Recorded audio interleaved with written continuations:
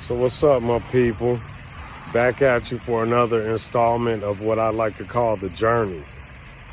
If you heard on my last video, if you watched it, I spoke to you all about how when I first started, the union reps, when we were in training, they kept telling us that actually the term that they used, they kept saying that we were a lucky class. That's what they kept saying, that we were a lucky class.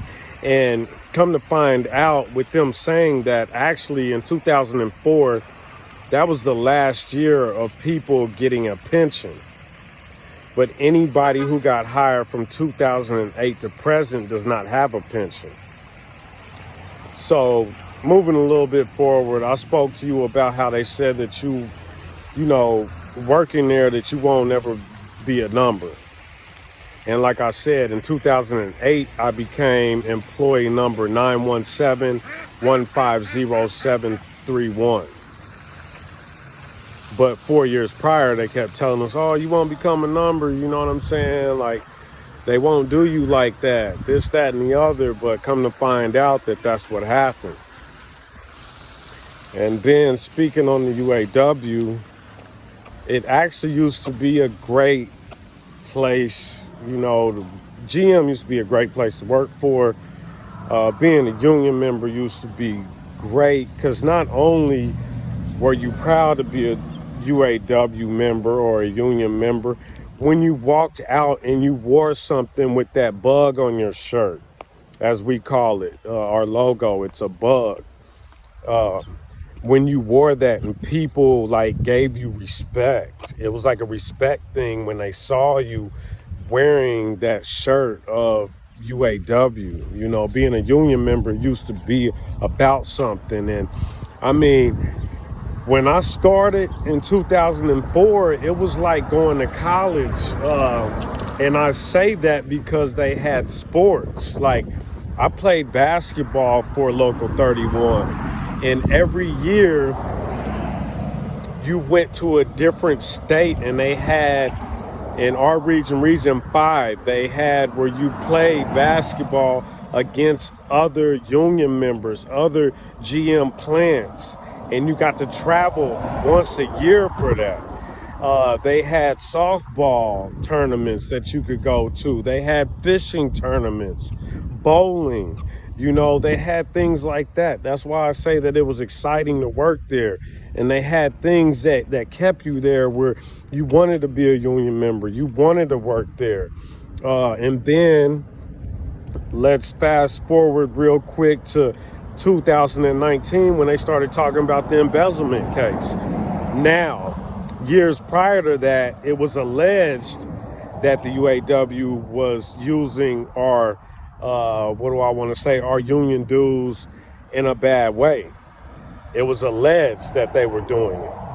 But I want to tell people this. Some people didn't pay attention because, let's see, that embezzlement case for UAW started, they said 2019.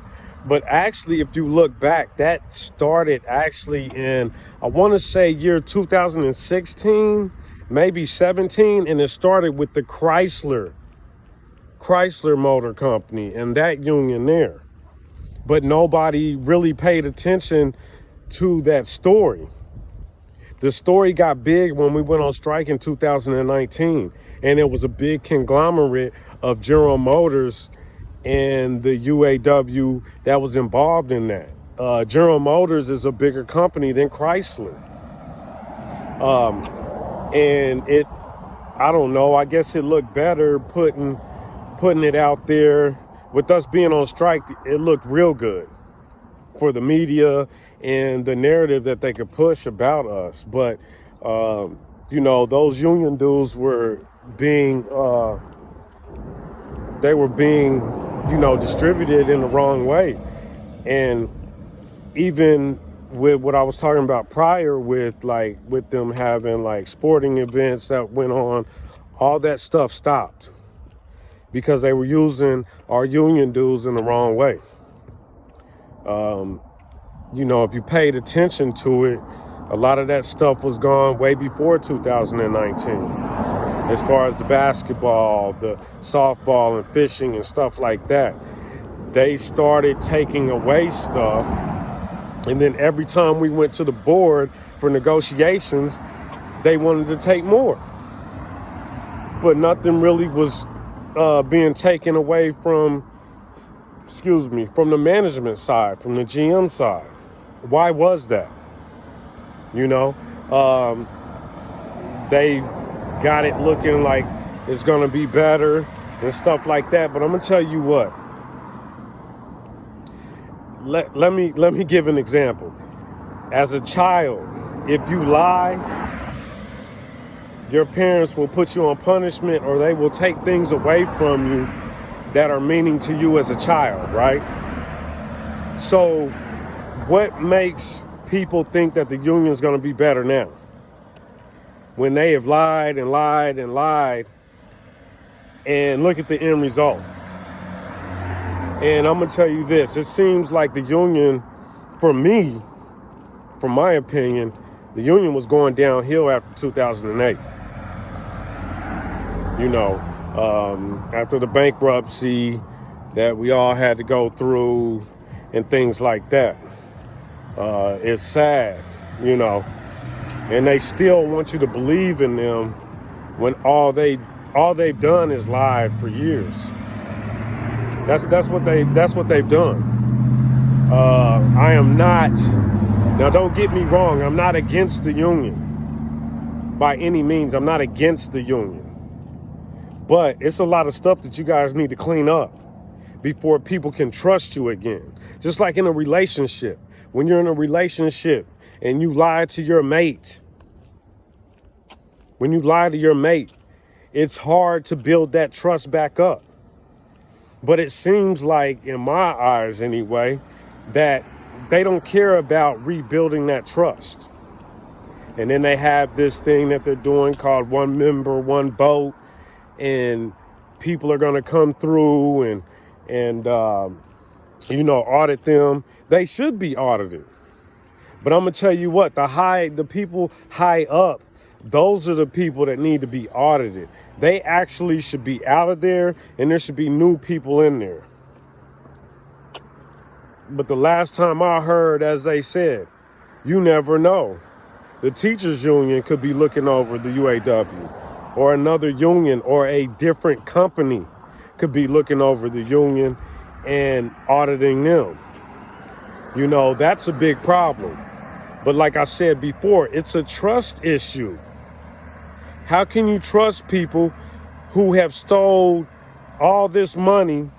People have went to jail, and none of that money has come back to the union members. How does that make you feel as a union member? Do you trust them? Do you put that much trust in them? And some of our union dues went to pay for lawyer fees and stuff like that for these union reps that are high up that stole from us. So, like I said, it's hard to trust again. It's hard to trust them people again because they stole all this money. But I guarantee on the next negotiations for contracts, I guarantee that if you get a raise, union dues will raise. And when you get, when you get like your profit sharing and things like that, they get what do they call that? The union special. I don't want to speak too much on how I feel about that union special, you get me? Because you have to watch what you say or they'll want to cancel you. But I've already had YouTube videos I look back on that they have deleted without emailing and telling me what the situation was. They have deleted them just for titles or things that I have said in them.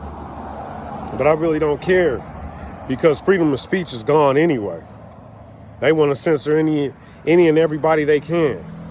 But I don't want to get too deep off into something else. But I'm just giving y'all another installment And like I said, I'll be giving y'all videos of my journey. You know, and my journey might not be your journey.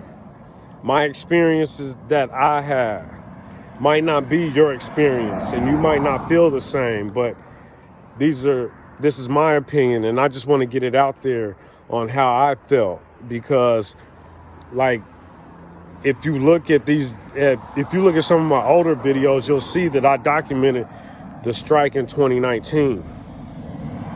But I'll be back soon with another video. And, you know, like I said, I'm titling it The Journey, because working at GM and being a union member was an adventure, experience, and a journey. And I'll see y'all later. Peace.